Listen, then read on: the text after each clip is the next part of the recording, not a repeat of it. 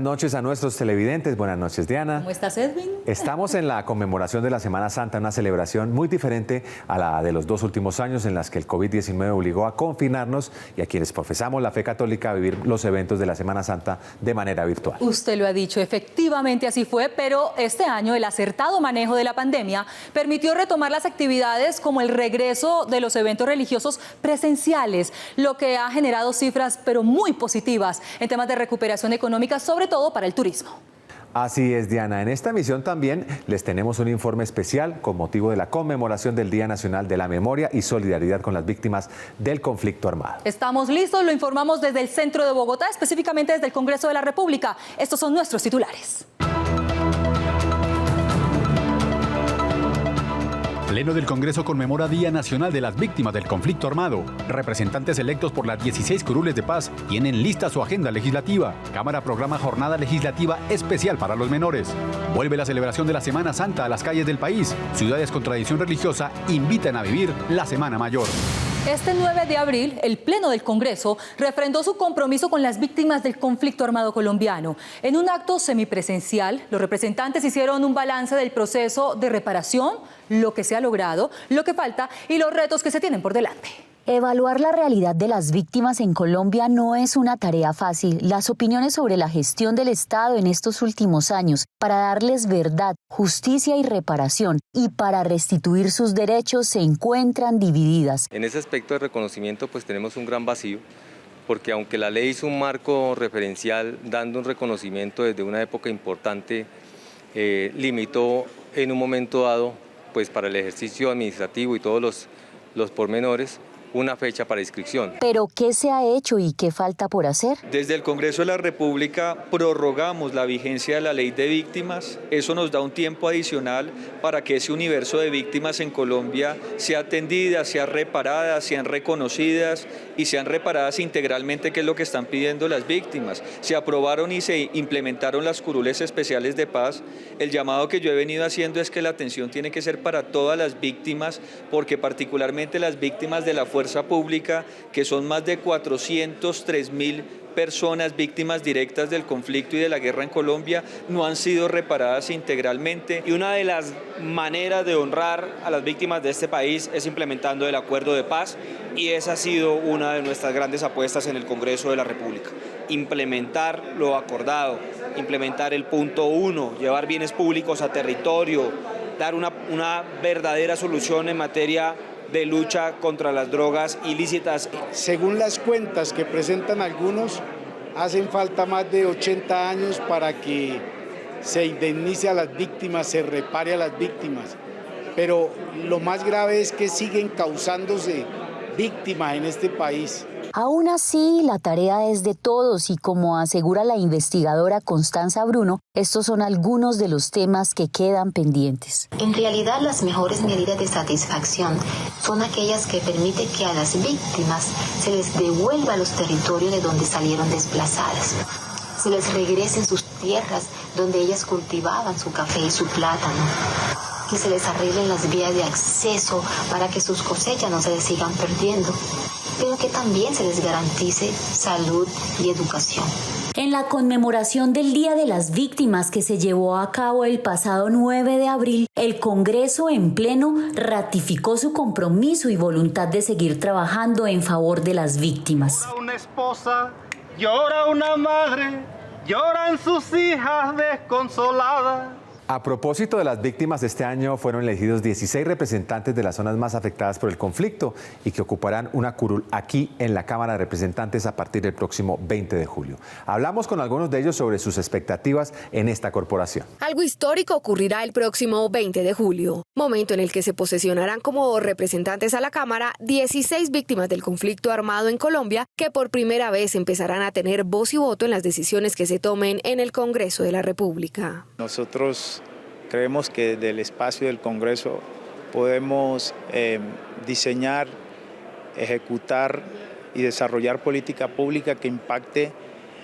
sobre esta comunidad desamparada que son las víctimas del conflicto interno que hemos tenido durante las últimas 50 décadas en este país. Desde su elección han venido reuniéndose y preparándose para llegar con propuestas al legislativo. Hoy, luego de más de 10 años de la implementación de la ley de víctimas, se han restituido y reparado muchas de ellas, pero no en su totalidad. Por esto, los nuevos representantes a la Cámara se ocuparán de esta situación. Buscar la financiación directa de la ley de víctimas para su correcta implementación, para que todos esos planes, programas y proyectos que tenemos las víctimas, a los que tenemos derecho, se puedan ejecutar o desarrollar en territorio. También buscaremos la posibilidad de crear el Ministerio de las Víctimas. Esto será fundamental para poder agrupar y darle autonomía a las víctimas. Hay muchas dificultades y es que el presupuesto es muy corto, no alcanza para poder llegar a todos los territorios, para poder restablecer sus derechos como tal, lo que tiene que ver con tierras, con vivienda digna, con educación.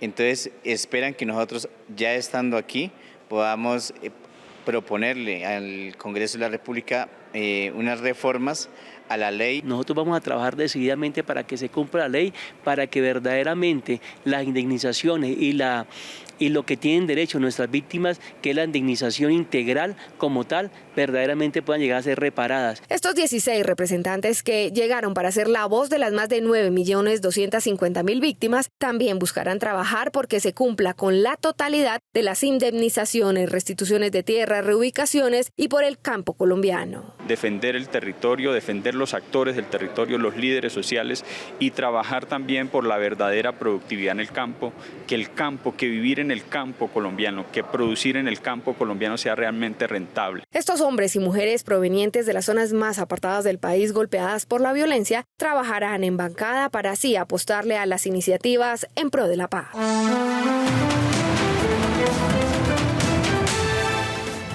Desde la Plaza Mosquera en el Capitolio Nacional, la protagonista de hoy en el noticiero de la Cámara de Representantes es la representante por el departamento de Arauca, Karen Manrique, una de las 16 curules de paz que iniciará su recorrido legislativo en este 2022.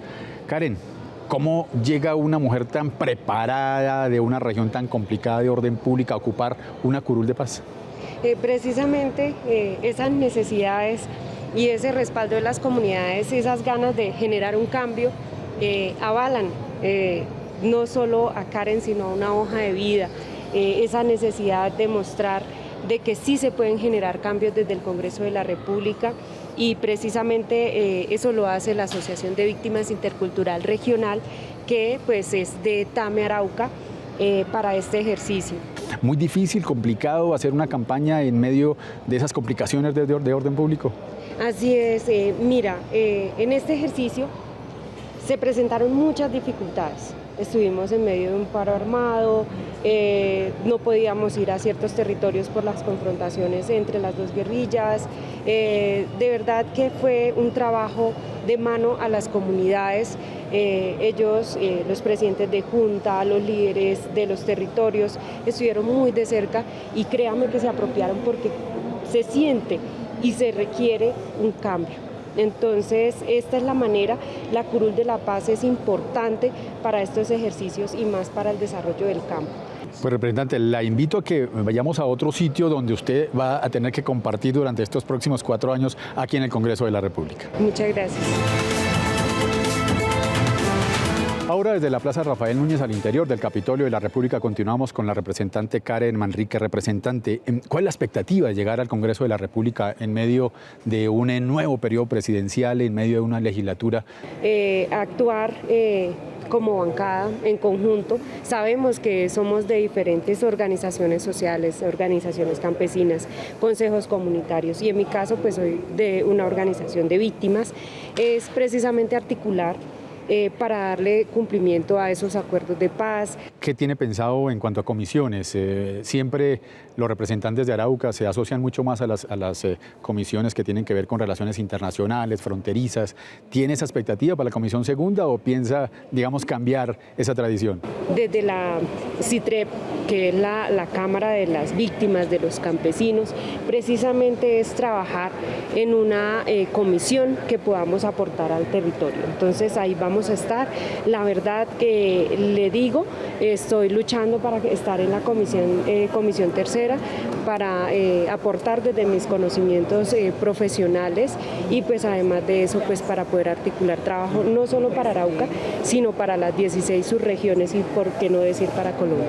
Pues, representante, nuevamente bienvenida a la Cámara de Representantes. Sabemos del trabajo que le espera en estos 4 años de legislatura y pues estaremos a su servicio desde el noticiero de la Cámara de Representantes para difundir todo su trabajo legislativo. Muchas gracias y pues gracias a todo el equipo. La verdad estoy muy contenta por toda la acogida que se ha tenido en los diferentes escenarios. Nosotros continuamos con más información en el noticiero de la Cámara de Representantes. El próximo 29 de junio se adjudicarán las concesiones APP para recuperar la navegabilidad en el río Magdalena. El anuncio se hizo en un debate de control político al que se citó al Gobierno Nacional en cabeza del Ministerio de Transporte para que presentaran un informe de los avances de las obras concesionadas de las rutas 4G en el país. Hicimos un debate que nos permitió esclarecer por fin fecha definitiva para la realización de un proyecto muy anhelado como es el de la APP sobre el río Magdalena. Es un proyecto importante, vital para la navegabilidad del país, el transporte multimodal. Primero, garantizar la navegabilidad a lo largo de estos 3 años con cifras sin precedente en movimiento de carga. Segundo, garantizar la adjudicación del contrato de APP, un contrato hecho de manera responsable, con rigor técnico, de manera democrática, transversal. Y tercero, un Cor Magdalena diferente, que con rigor técnico genere un plan de monitoreo sobre toda la macrocuenca. En Perimetral de Oriente, gracias a una intervención de la Procuraduría General de la Nación y de la Contraloría General de la República, Corporinoquía nos va a facilitar para reanudar unas obras que están suspendidas desde hace 5 años. Se reactiva la Perimetral de Oriente. La Ruta del Sol, sector 1, que va entre Villeta y Guaduas, nos garantiza hoy el Gobierno Nacional una ampliación de recursos públicos para que no haya peaje en el Alto del Trigo.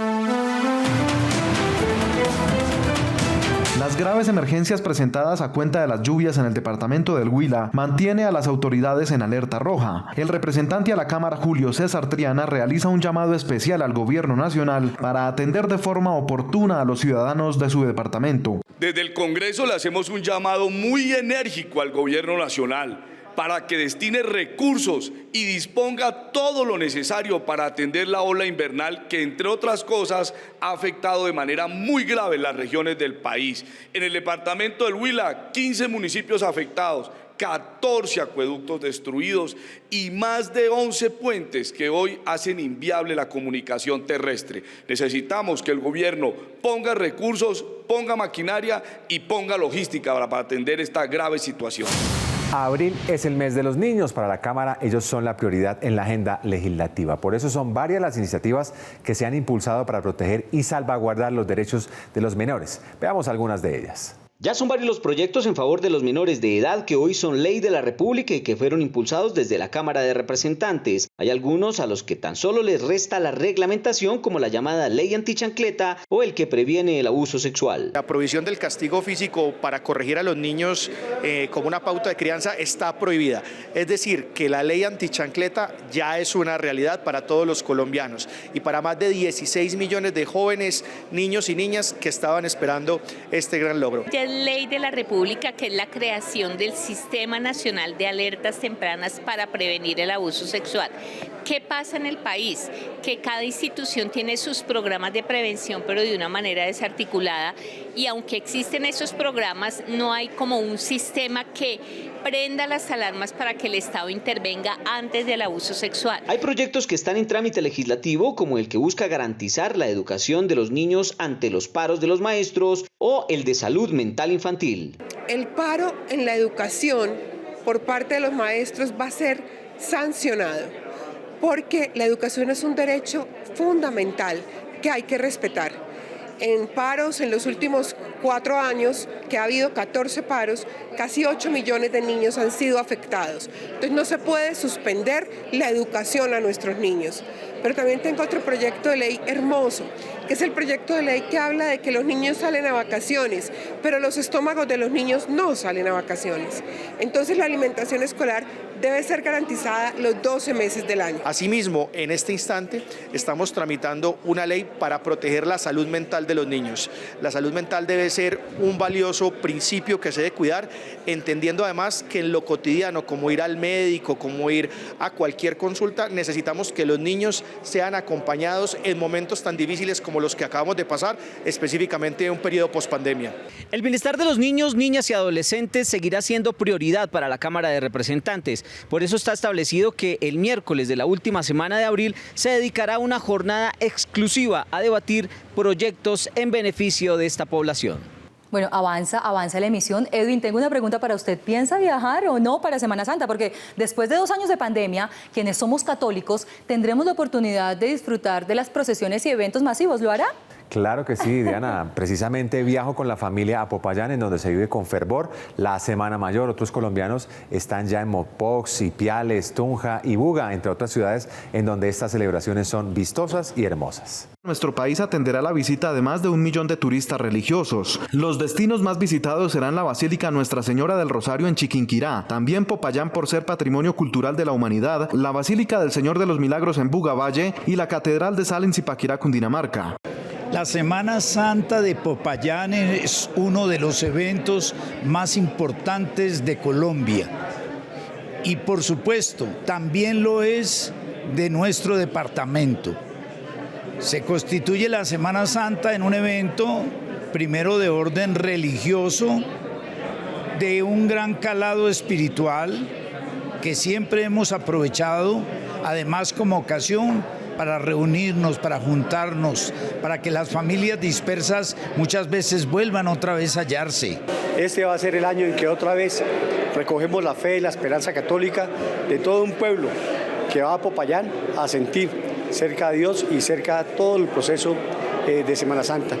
Todos invitados a que vayan a Popayán a la mejor y más importante celebración cristiana de todo Sudamérica. La Catedral de Sal, en el municipio de Zipaquirá, más de 386 metros subterráneos, donde se encuentran las 14 estaciones del Santo Vía Crucis. Los invitamos a que nos acompañen y visiten esta maravilla del mundo, pero también sobre la misma ruta podemos visitar a la villa de Ubaté, al santuario del Santo Cristo en Ubaté, al igual que la Virgen de la Salud en el municipio de Boyacá. La oferta turística incluye atractivos culturales, naturales, gastronómicos y deportivos. El Festival de Música Sacra es un festival en el cual hay la presentación de diferentes grupos musicales y artísticos en 15 municipios del departamento del Tolima, toda una fiesta en torno a la Semana Santa. Según la ministra de Comercio, Industria y Turismo, María Jimena Lombana, el turismo interno también será aproximado a 1.300.000 ciudadanos que se desplazarán entre las ciudades.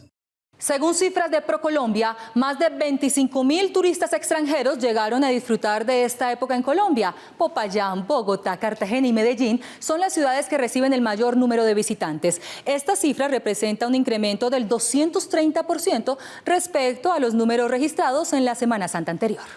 Cada vez más, Colombia se consolida como uno de los sitios turísticos de preferencia para los extranjeros. Y en época de Semana Santa no es la excepción. La ocupación hotelera ha venido recuperándose a buen ritmo, mostrando una tendencia favorable, impulsado también por un turismo interno fortalecido gracias a la Ley de Turismo aprobada en el Congreso. La industria hotelera y turística de Colombia y, por supuesto, territorios turísticos como Santa Marta y Magdalena le han aportado mucho a este proceso de reactivación turística para darle un beneficio a todas esas comunidades receptoras. Esta Ley de Turismo, aprobada 2068, ha sido el principal motor y jalonador de esa reactivación turística, con unos promedios de ocupación muy importantes. En esta Semana Santa se esperaba que al país arribaran más de 25.000 viajeros internacionales provenientes en su mayoría de Estados Unidos, Chile, México y Perú, quienes están disfrutando de los beneficios de la Ley de Turismo que fueron ampliados hasta diciembre de 2022. 0 IVA para servicios de hotelería y turismo y 0 IVA para el consumo. Representantes a la Cámara dicen que esto servirá para reactivar aún más la economía en algunas regiones del país. Después de esta pandemia, después de tantas dificultades que hemos tenido y en pleno proceso de reactivación económica,